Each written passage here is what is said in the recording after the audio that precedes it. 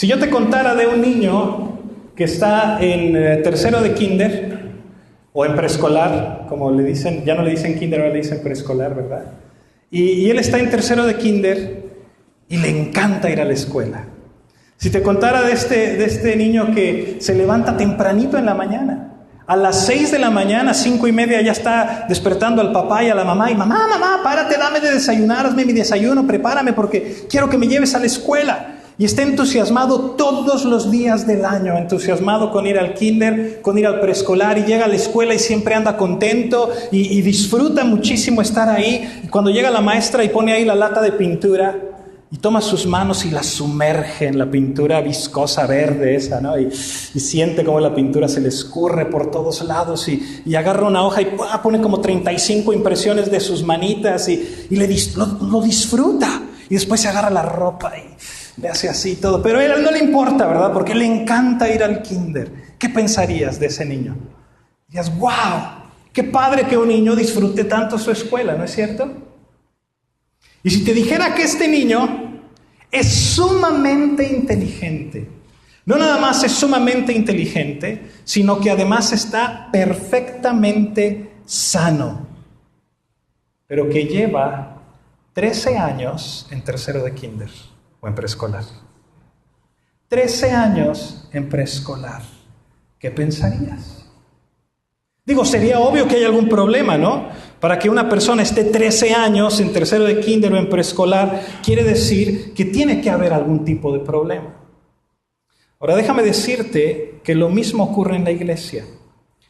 Hay iglesias que comienzan en un lugar y florecen y son maravillosas y empiezan a crecer y se multiplican y se convierten en iglesias enviadoras. Y entonces envían misioneros a otros lugares y son iglesias que tienen un impacto tremendo en su ciudad, que tienen un impacto tremendo en la provincia, en el estado, en toda la nación.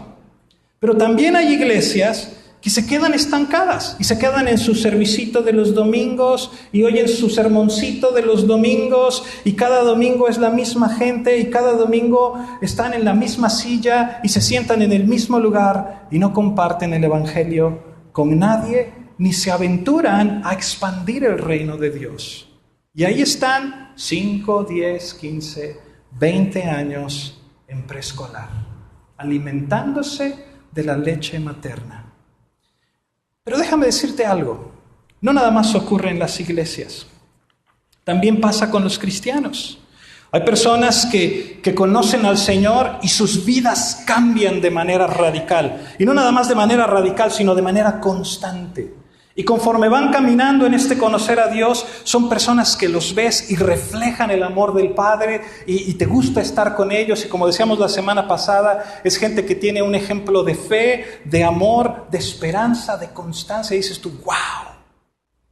Pero al mismo tiempo también hay personas que hacen una oración y que dicen, Señor, te acepto en mi corazón y te pido que seas mi Salvador personal y que me perdones de todos mis pecados. Pero siguen viviendo la misma vida que vivían antes de hacer esa oración. No vemos en sus vidas una transformación verdadera, no vemos en sus vidas una emoción por las cosas de Dios que sea algo contagioso, sino que simplemente disfrutamos la música, disfrutamos el sermón, la prédica, y se pasan 5, 10, 20, 25 años metiendo las manos en el bote de pintura sin pasar al siguiente nivel. Y el día de hoy vamos a continuar estudiando la carta de Primera de Tesalonicenses. Acompáñame ahí, por favor. Y vamos a aprender de esta iglesia en Tesalónica,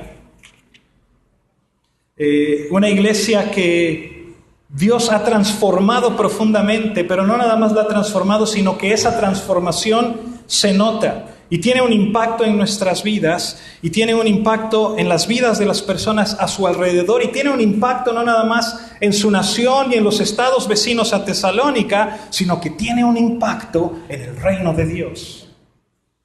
¿Estás emocionado? Acompáñame, Primera de Tesalonicenses, con tu Biblia en la mano vamos a leer el capítulo 1, del versículo 4 al versículo 10. ¿Lo tienes ahí? Esto es lo que dice la palabra de Dios. Porque conocemos hermanos amados de Dios, vuestra elección. Me encanta cómo les habla. Hermanos amados de Dios. Pues nuestro evangelio no llegó a vosotros en palabras solamente, sino también en poder, en el Espíritu Santo y en plena certidumbre, como bien sabéis cuáles fuimos entre vosotros por amor de vosotros. Y vosotros vinisteis a ser imitadores de nosotros y del Señor, recibiendo la palabra en medio de gran tribulación, con gozo del Espíritu Santo. De tal manera que habéis sido ejemplo a todos los de Macedonia y de Acaya que han creído.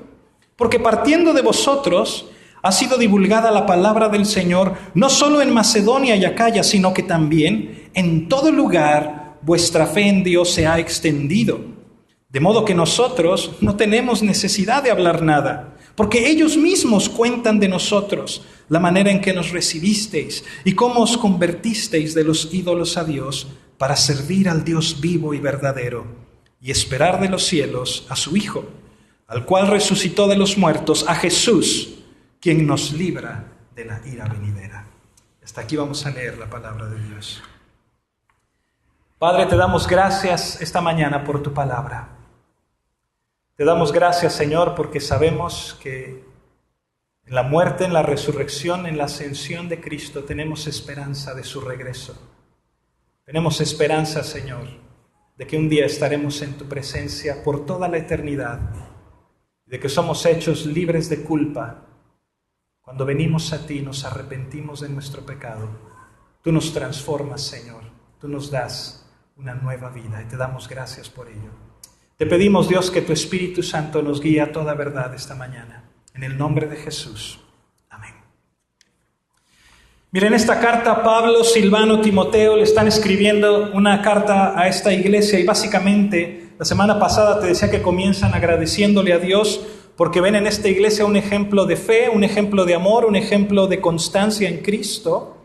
Y lo que acabamos de leer es que están reafirmándole a la gente de la iglesia, están reafirmándole su elección y escriben acerca del impacto que la iglesia de Tesalónica está teniendo en aquella parte del mundo. Escúchame, el testimonio que acabamos de leer de esta iglesia es algo impresionante. Es un testimonio impactante. Pero quiero que lo vayamos viendo, que lo vayamos desmenuzando y que vayamos aprendiendo lo que Dios tiene para ti y para mí a través de su palabra. Mira el versículo 4. Dice, conocemos, hermanos amados de Dios, vuestra elección.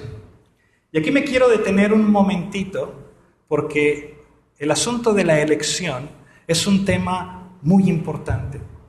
Especialmente si tú alguna vez te has preguntado, bueno, ¿y puedo perder mi salvación? ¿Se pierde la salvación o no se pierde? ¿O cómo puedo yo saber si en realidad Dios me ha perdonado mis pecados? ¿Cómo puedo yo estar seguro de que cuando me muera realmente las cosas van a estar bien cuando llegue a la presencia de Dios? Te estoy hablando de la doctrina de la elección. Esta doctrina básicamente es una de esas doctrinas bíblicas en las que necesito que te pongas tu sombrero de pensar, que le despiertes a la ardillita allá adentro para que empiece a mover el mecanismo y que pongamos mucha atención, ¿ok? Dice la Biblia en Romanos 3:10, no hay justo, ni aún uno, no hay quien entienda, no hay quien busque a Dios. Debido a nuestro pecado, nuestra reacción inmediata es escondernos de Dios. No queremos saber de Dios. No queremos que nos vea, no queremos verlo, no queremos que nos diga nada, no queremos saber absolutamente nada de Dios. No queremos que Él ni que nadie más nos diga cómo hacer las cosas ni por qué hacerlas. Queremos independencia, queremos que nos dejen en paz, no queremos saber nada de Dios. Ese es el estado del hombre sin Dios. Somos como el niño que le rompe la vitrina a su mamá. Y cuando se da cuenta de lo que hizo, corre y se mete en el closet y se esconde y no quiere que su mamá lo encuentre, porque ella sabe lo que le espera. No queremos a Dios, no queremos que nos encuentre. Pero lo bonito de todo esto es que Dios, en su infinito conocimiento, en su infinita sabiduría, en su infinito amor, en su infinita misericordia, desde antes de la creación del mundo, en su diseño perfecto, dice la Biblia, que Dios eligió a los que habían de ser salvos para que fueran reconciliados con Él y pudieran tener vida eterna. Déjame te lo leo, Efesios capítulo 1, versículo 3, mira lo que dice. Bendito sea el Dios y Padre de nuestro Señor Jesucristo, que nos bendijo con toda bendición espiritual en los lugares celestiales en Cristo. Escucha. Según nos escogió en Él antes de la fundación del mundo, para que fuésemos santos y sin mancha delante de Él, en amor, habiéndonos predestinado para ser adoptados hijos suyos por medio de Jesucristo. ¿Por qué? Porque estamos muy guapos, porque somos muy buenos, porque hacemos las cosas bien. ¿Qué dice ahí? Según el puro afecto de su voluntad. Lo que esto quiere decir es que antes de que hubiera tierra, antes de que hubiera animales, antes de que hubiera arbolitos, antes de que hubiera todo lo que tú y yo conocemos, Dios en su diseño ya te había escogido. Ya te había escogido, ya te había predestinado para ser adoptado como hijo dentro de su familia por medio del sacrificio de Cristo en la cruz. Ahora ya sé que todo esto te va a disparar unas 350 preguntas, pero no te me distraigas, te voy a ir explicando cómo funciona todo esto, ¿ok? Acabamos de leer en Efesios que Dios nos escogió según el puro afecto de su voluntad. Quiere decir que no fue por nada que tú hicieras o no fue por nada que yo hiciera, sino simplemente porque Él es un Dios soberano y en su soberanía Él tuvo el deseo de escogerte a ti y de escogerme a mí. Qué increíble, ¿no? Dios mismo se lo explica al pueblo de Israel. En Deuteronomio, esto es lo que Dios le dice a la nación de Israel. Escucha. Dice, tú eres pueblo santo para Jehová tu Dios. Jehová tu Dios te ha escogido para hacerle un pueblo especial, más que todos los pueblos que están sobre la tierra. No por ser vosotros más que todos los pueblos os ha querido Jehová y os ha escogido, porque vosotros erais el más insignificante de todos los pueblos, sino por cuanto Jehová os amó. Entonces, Dios no te escoge por nada de lo que tú hayas hecho, ni por nada de lo que tú hayas dejado de hacer, ni por nada de lo que vayas a hacer, o lo que estés haciendo, sino que Dios te escoge porque Él es Dios, porque Él es soberano y Él hace lo que Él quiere. Pero quiero que veas algo muy especial. Quiero que te des cuenta que Dios siempre es el que da el primer paso. Cuando Adán y Eva pecaron, ¿te acuerdas qué fue lo que hicieron? Inmediatamente después de pecar, ¿qué hacen Adán y Eva? Se escondieron de Dios, ¿verdad? ¿Y quién fue a buscarlos? ¿Quién dio el primer paso? ¿Quién inició la conversación con ellos? Es Dios. Es Dios. Y fue Dios quien les promete un redentor y es Dios quien les dice, va a venir de la simiente de la mujer un Salvador para reconciliar al hombre con Dios mismo. Entonces, la doctrina de la elección siempre pone a Dios como el iniciador de nuestra salvación. Por eso es que decimos que somos salvos por gracia, es decir, un regalo inmerecido de Dios, el favor inmerecido de Dios. ¿Por qué? Porque no nos merecemos ser salvados. ¿Cómo me voy a merecer que me salven si toda mi vida he vivido en contra de los mandamientos de Dios? Si toda mi vida le he dado la espalda a Dios. ¿Qué me voy a merecer que me salve? Yo no me merezco que me salve. Yo me merezco el infierno porque toda la vida he hecho lo que me da mi gana. Mira lo que dice Efesios. Pero Dios, eso es lo que yo me merezco. Pero Dios, que es rico en misericordia, por su gran amor con que nos amó, aun estando nosotros muertos en pecados, nos dio vida juntamente con Cristo. Por gracia sois salvos. Porque por gracia sois salvos por medio de la fe, y esto no es de vosotros, pues es don de Dios. No por obras para que nadie se gloríe. Efesios 2, 8 y 9. ¿Por qué te estoy diciendo esto? Hay gente que dice, no, lo que pasa es que Dios, como todo lo sabe, Él miró en el futuro y vio a aquellos que iban a aceptar a Cristo en su corazón, y cuando vio que los iban a aceptar, entonces los escogió para salvación. ¿Sabes cuál es el problema con eso? El problema con esa manera de pensar es que ponemos al hombre en el centro. Yo escogí a Dios, yo acepté a Cristo, yo hice una oración. Y déjame decirte algo, eso no es lo que enseña la Biblia. Es al revés. Como Dios me escogió, por eso es que yo pude aceptar a Cristo en mi corazón.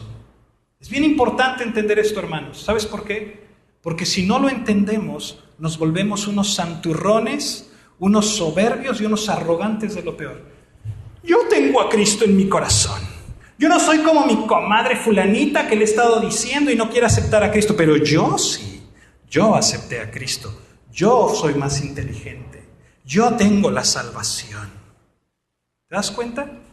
Cuando nosotros nos ponemos en el centro, perdemos la imagen completa de un Dios de amor, de un Dios que tomó el primer paso, que nos escogió y que empezó una transformación en nuestro corazón. Si no hubiera sido por Dios, escúchame, ni tú ni yo habríamos podido aceptar a Cristo, porque nadie busca a Dios.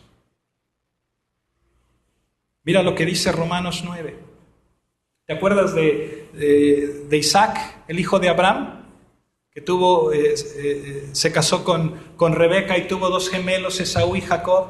Y antes de que nacieran sus hijos, en Romanos 9 nos platica la historia, Dios le dice a Rebeca, vas a tener gemelos. Y el menor va a ser, el mayor servirá al menor. Y entonces Dios escoge al menor, a Jacob, por encima de Esaú, antes de que incluso fueran concebidos. Y es ese Jacob al que Dios le cambia el nombre por Israel, y de ahí viene toda la nación de Israel. Y Dios los escoge antes de que hubieran hecho ni bien ni mal, antes de que hubieran nacido. Dios los escogió. Y dice la palabra de Dios, ¿qué pues diremos? ¿Que hay injusticia en Dios? De ninguna manera, dice Romanos 9. Porque Dios dice, tendré misericordia del que yo tenga misericordia y me compadeceré del que yo me compadezca. Así que no depende del que quiere ni del que corre, sino de Dios que tiene misericordia. ¿Sabes qué quiere decir eso? Que no depende de ti. No depende de ti y no depende de mí. Wow. Antes de que hicieran cualquier cosa, Dios ya los había escogido. Y más adelante ahí en Romanos dice Pablo, entonces decimos que Dios es injusto, porque si unos se van al infierno es porque no los escogió, entonces Dios es injusto. Y contesta la palabra de Dios, dice, de ninguna manera. Dirá el vaso a su hacedor, y pone la imagen de un alfarero, y dice, un alfarero está haciendo un vaso, y dice, le va a decir el vaso al alfarero, ¿por qué me hiciste de esta manera? No, el alfarero tiene el barro en sus manos, puede hacer un vaso, puede hacer una jarra, puede hacer un platón, puede quebrarlo, puede volverlo a hacer, destruirlo y hacerlo cuantas veces quiera, porque Él es el alfarero. Dios puede hacer lo que Él quiera, y puede hacer con el barro lo que quiera, y puede hacer vasos para honra, y puede hacer vasos para deshonra. Y antes de que tú pienses, ay, pues qué injusto Dios, escoge a unos y a otros no. Déjame decirte algo, esto es muy fuerte. Dios no tenía por qué escoger a ninguno. ¿Oíste eso? Su palabra dice en Romanos 3:23, por cuanto todos pecaron y están destituidos de la gloria de Dios. Dios no tenía por qué escogernos. Le dimos la espalda, lo desobedecimos, fuimos rebeldes, caímos de su gracia. De manera que aquellos que Dios ha decidido salvar por el puro afecto de su voluntad, por su gracia, tenemos que reconocer la gracia de Dios, la misericordia de Dios, el amor de Dios, el favor de Dios. ¿Estás ahí? Yo creo que la pregunta obvia es esta. ¿Cómo sé si Dios me eligió a mí o no? Esa es la respuesta que Primera de Tesalonicenses nos responde. Mira el versículo 4. Dice, porque conocemos, hermanos amados de Dios, vuestra elección. Pues nuestro evangelio no llegó a vosotros en palabras solamente, sino también en poder, en el Espíritu Santo y en plena certidumbre. Pablo, sus amigos le están escribiendo a los de Tesalónica, cristianos como tú y como yo, y les dicen, sabemos que ustedes son elegidos de Dios. Y sabemos esto porque el evangelio no nada más fueron palabras para ustedes, sino que vemos el poder del Espíritu Santo y tenemos una certeza de lo que Dios está haciendo por medio de sus vidas. En otras palabras, Pablo le está diciendo, ustedes son cristianos de a de veras. Y eso se nota. No nada más son cristianos de dientes para afuera. Su elección se nota. ¿Sabes cuál es la diferencia entre un cristiano de a de veras y un cristino o un cristiano a medias? Es bien fácil notarla. Un cristiano se sale del cine en el momento en el que empiezan a pasar escenas que denigran la moral, escenas que pisotean la sexualidad, escenas que te invitan a pecar, a que codicies la mujer de tu prójimo. Un cristiano cumple su palabra, aun cuando eso le cueste muy caro. Un cristiano es una persona que vive una vida de fe, una vida de integridad, una vida de amor, una vida de esperanza. Un cristino o un cristiano a medias te dice que ya murió al pecado y que ahora vive para agradar a Dios, pero le da mordida al tránsito. ¿Sabes por qué? Porque ni siquiera su coche está en regla. Dice que ama a Dios y viene a la iglesia y levanta las manos en la adoración y dice, Señor, yo quiero estar en tu presencia y publicar tus maravillas. Pero en su casa nadie sabe que es cristiano. Y en su oficina nadie sabe que es cristiana. Y en su escuela nadie sabe que es cristiano, porque a nadie le habla del amor de Dios y se le olvida todo lo que dijo. Es un cristiano a medias. Un cristiano soporta la tribulación, soporta las pruebas, resiste la tentación, honra a Dios con todo su ser. El cristiano a medias, sale corriendo a la primera.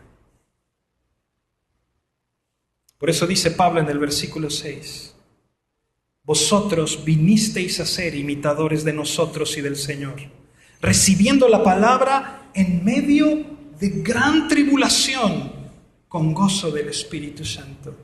¿Por qué? Porque a pesar de las broncas, a pesar de que hay problemas fuertes, a pesar de que hay dificultades, puedes estar plantado en el Señor y mantuvieron firme su fe.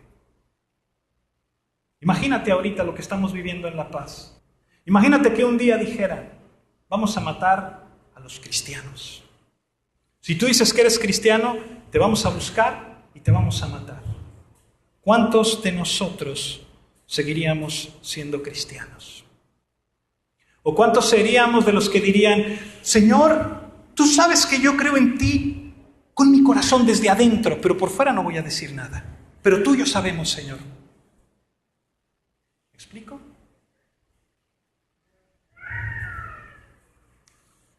A Pablo, a sus amigos, escúchame, los apedrearon. En una ocasión, los apedrearon tan duro que pensaron que Pablo estaba muerto. Y la turba se fue y el tipo estaba ahí entre las piedras, todo golpeado, sangrado. Yo no sé si hasta dientes le han de haber tumbado, me imagino. Lo dejaron ahí por muerto.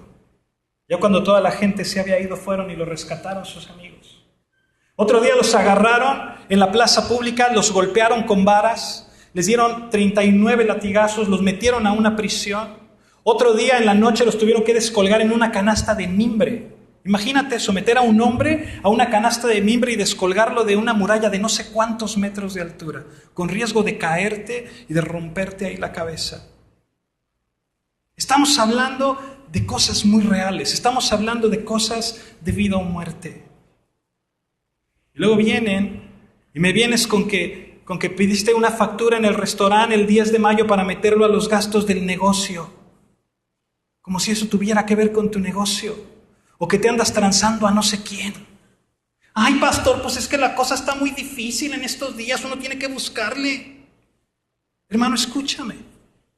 No te quiero regañar, pero como decimos en México, No podemos chiflar y comer pinole al mismo tiempo. No se puede. O chiflas o comes. No puedes hacer las dos cosas al mismo tiempo. O eres de los escogidos de Dios, aquellos a quienes Dios amó tanto que decidió venir y hacerse hombre. Y no nada más eso. Quiero que pienses en esto. Él vino a pagar nuestro desastre, lo que nosotros hicimos. Él vino a pagar nuestro daño. Él viene y se hace hombre sabiendo que lo íbamos a insultar, sabiendo que lo íbamos a escupir, sabiendo que lo íbamos a humillar, sabiendo que nos íbamos a burlar de él.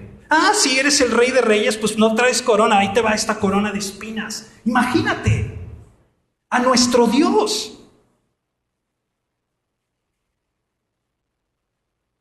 O eres de los que honra a ese maravilloso Dios.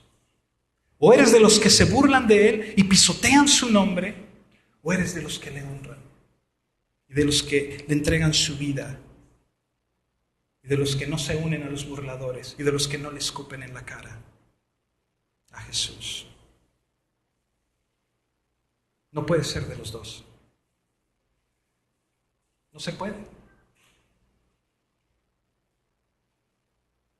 Los de Tesalónica habían creído. Y no habían creído nada más de dientes para afuera. Habían creído y se notaba. Se veía en sus obras. Su amor era constante. Mira lo que dice el versículo 7. De tal manera que habéis sido ejemplo a todos los de Macedonia y de Acaya que han creído. Porque partiendo de vosotros ha sido divulgada la palabra del Señor, no nada más en Macedonia y Acaya, sino que también en todo lugar vuestra fe en Dios se ha extendido. De modo que nosotros no tenemos necesidad de hablar nada, porque ellos mismos cuentan de nosotros la manera en que nos recibisteis y cómo os convertisteis de los ídolos a Dios para servir al Dios vivo y verdadero y esperar de los cielos a su Hijo, al cual resucitó de los muertos, a Jesús, quien nos libra de la ira venidera. La fe de los tesalonicenses era tal que se notaba. Dice que fueron ejemplos de los de Macedonia y que fueron ejemplos de los de Acaya. Eran dos grandes provincias del Imperio Romano. Imagínate todo el país de Grecia en la actualidad. Y no nada más ahí. Dice Pablo que en todo lugar al que ellos llegaban, la fe de los tesalonicenses se había extendido. Tanto que cuando Pablo llegaba, dice que aquellos ya sabían de qué se trataba. ¿Te imaginas eso? Hola, mira, soy Pablo. Traigo un mensaje que va a transformar tu vida. ¿Pablo? Del que anduvo allá en Tesalónica. Sí, ya sabemos. Mira, el mensaje es este. ¿Te imaginas eso? Que llegues a un lugar a hablarles de Cristo y ya sabían. La gente estaba impactada.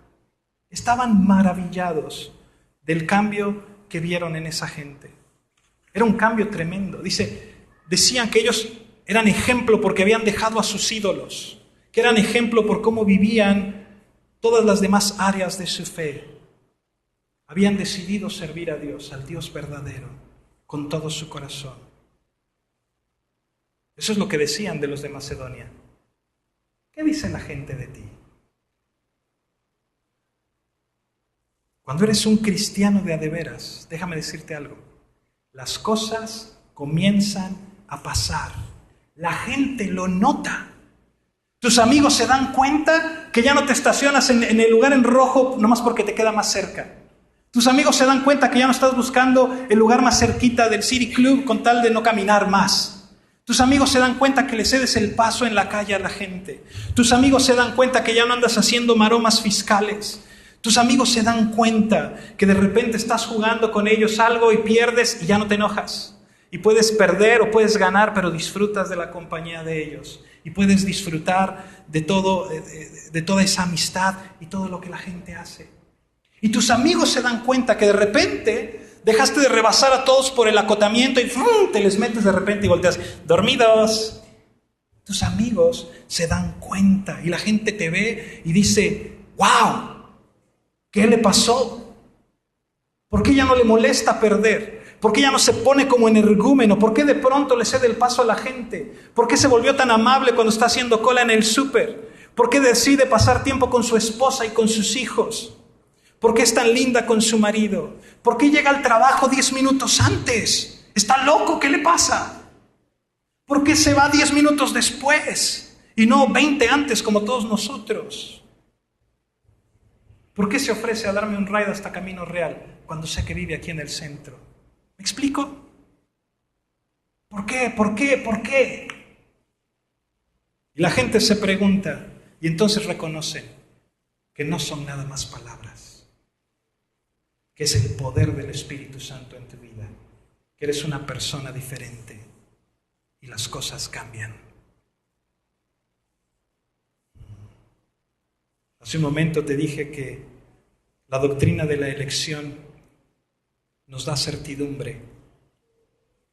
Veíamos en el versículo 5 que no nada más son palabras, que es el poder del Espíritu en plena certidumbre. ¿Sabes por qué? Porque cuando somos elegidos por Dios, entendemos que no depende de mí, no depende de ti, no depende de nosotros, depende de Dios. Si la salvación dependiera de nosotros, ¿de verdad crees que podrías salvarte? ¿De veras lo crees? No podemos pagar las deudas que tenemos económicas. ¿Tú crees que vamos a poderle pagar la deuda que tenemos con Dios? No, dependemos de Dios. Eso es algo maravilloso. Somos salvos por la gracia de Dios, no por obras. Yo no me gano mi salvación. Y como yo no me gano mi salvación, ¿qué crees? Yo no la puedo perder. Dios me la da. Si yo me hubiera ganado mi salvación por algo que yo haya hecho, entonces la podría perder. Pero como Dios me la dio a mí, yo no la puedo perder por nada que yo haga o que yo deje de hacer. Escucha la explicación que nos da Jesús. Está en Juan capítulo 10. Está hablando Jesús con los judíos, con los fariseos. Mira lo que les dice. Jesús les respondió: os lo he dicho y no creéis. Las obras que yo hago en nombre de mi Padre, ellas dan testimonio de mí, pero vosotros no creéis, porque no sois de mis ovejas, como os he dicho. Mis ovejas oyen mi voz, y yo las conozco y me siguen, y yo les doy vida eterna, y no perecerán jamás, ni nadie las arrebatará de mi mano. Mi Padre que me las dio es mayor que todos, y nadie las puede arrebatar de la mano de mi Padre. Yo y el Padre uno somos. Jesús les dice a los que creyeron, a los que estaban ahí que no creían en Él. Dice: ustedes no me creen. Ustedes no creen a las obras que hago, que son claras, que es evidente. ¿Y saben por qué no creen? Aunque están viendo esto, no creen en mí, no creen en las obras, no creen en mi palabra y no creen porque no son de mis ovejas. Los que sí son, ellos no perecerán jamás. Nadie las arrebatará de mi mano. Y para que amarren, para que tengamos certeza, para que tengamos confianza en las promesas de Dios, fíjate lo que hace. Dice Jesús: yo soy Dios. Dice que Él y el Padre son uno. Y que la mano del Padre también te tiene sujeto. ¿Viste lo que dice? Mi Padre que me las dio es mayor que todos y nadie las puede arrebatar de la mano de mi Padre. Yo y el Padre uno somos. Wow. Pastor, pero ¿cómo puedo saber si estoy en la mano de Jesús? Déjame decirte algo. Si no estuvieras en la mano de Jesús, no te harías esa pregunta. Si en realidad te importa, si en realidad quieres tener una relación con Dios, si en realidad buscas agradar a Dios, el simple hecho de que estés en este lugar es porque Dios ha estado trabajando en tu corazón. Nadie busca a Dios a menos que Dios haga algo en su corazón primero. ¿Por qué? Porque Dios te escogió, porque Dios quiere que tengas una relación con Él. Porque Dios quiere que leas su palabra, porque Dios quiere que le conozcas como Él es. No seas un cristiano a medias. Entrégale toda tu vida. Deja de vivir para ti mismo. Comienza a vivir para aquel que entregó su vida por ti, para aquel que te ha dado todo. Aquellos que reniegan a Cristo, escúchame, aquellos que se van y se revuelcan en su pecado y reniegan de la fe, no es que hayan perdido su salvación, es que nunca fueron salvos. Venían a la iglesia y levantaban sus manos y decían que sí, pero no había una transformación. No habían nacido de nuevo. Cuando el Señor te ha transformado, cuando tú has nacido de nuevo, eres una nueva criatura. Y no hay manera que nada te arrebate de su mano. Por eso dice la palabra de Dios, los que perseveran hasta el final, ellos son los que dan muestra de su salvación. ¿Estás ahí? ¿Por qué no te pones de pie? Quiero terminar con un versículo en Colosenses. Mira lo que dice Colosenses 3:12. Vestíos pues como escogidos de Dios, santos y amados, de entrañable misericordia, de benignidad, de humildad, de mansedumbre, de paciencia, soportándoos unos a otros y perdonándoos unos a otros, si alguno tuviere queja contra otro. De la manera que Cristo os perdonó, así también hacedlo vosotros.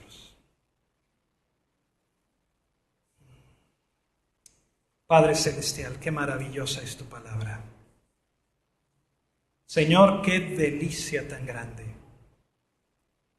el poder leer en tu palabra lo que tú has hecho, y solo tú, Señor. No hay nadie ni nada que pueda arrebatarte la gloria, ni siquiera nosotros mismos. Señor, no depende de nosotros, depende de ti. Tú diste el primer paso, tú nos has llamado, Señor, tú has provisto el camino. Tú veniste y moriste en la cruz por nosotros. Tú resucitaste, Señor, y ascendiste al cielo y prometiste que volverías por tus hijos. Señor, esperamos con esperanza, esperamos confiados tu regreso. Y te damos gracias, Dios, porque el día de hoy podemos estar aquí sabiendo que tú nos has hecho nacer a una nueva vida. Señor, hace un momento cantábamos que tú cambiaste nuestra eternidad. Y por ello estamos agradecidos, Dios. Ayúdanos, Señor, a poder compartir tu palabra con toda persona que cruce nuestro camino. Porque ¿cómo creerán si no hay quien les anuncie? ¿Y cómo oirán si no hay quien les predique? Ayúdanos, Señor, a poder anunciar a este mundo tus bondades, a poder ser un reflejo de tu gracia y de tu amor. Yo te doy gracias por lo que tú has hecho, Señor, por lo que tú estás haciendo en la vida de cada uno de nosotros, por lo que tú harás. Gracias, Señor Jesús. Recibe toda la gloria. Amén. Puedes tomar tu lugar un momentito.